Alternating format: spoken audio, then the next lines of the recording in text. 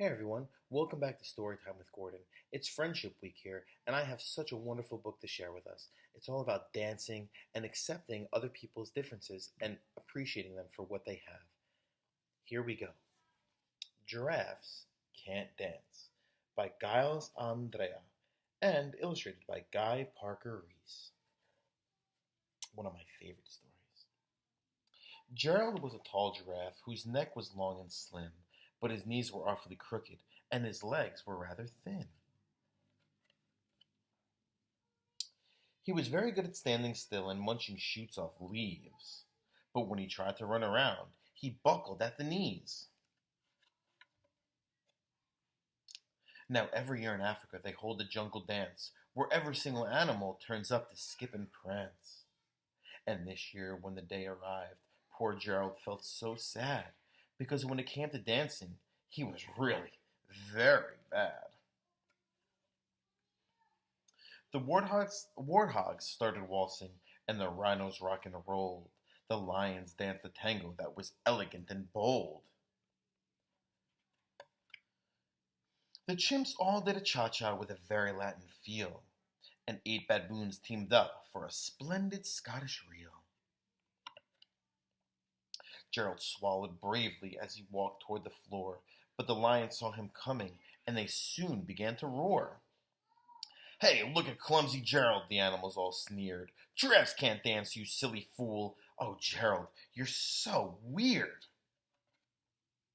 Gerald simply froze up. He was rooted to the spot. "They're right," he thought. "I'm useless. Oh, I feel like such a clot." So he crept off from the dance floor, and he started walking home. He'd never felt so sad before, so sad and so alone.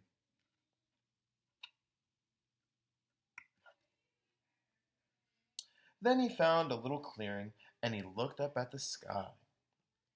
"The moon can be so beautiful," he whispered with a sigh. "Excuse me," coughed the cricket, who'd seen Gerald earlier on, "but sometimes when you're different, you just need a different song." Listen to the swaying grass and listen to the trees. To me, the sweetest music is the music in the branches, and to me, the sweetest music is those branches in the breeze. So imagine that the lovely moon is playing just for you. Everything makes music if you really want it to. With that, the cricket smiled and picked up his violin. Then Gerald felt his body do the most amazing thing. His hooves started shuffling, making circles on the ground. His neck was gently swaying, and his tail was swishing round. Look at Gerald go. He threw his legs out sideways, and he swung them everywhere. Then he did a backward somersault and leapt up in the air. Gerald felt so wonderful, his mouth was open wide. "I'm dancing, yes, I'm dancing, I'm dancing," Gerald cried.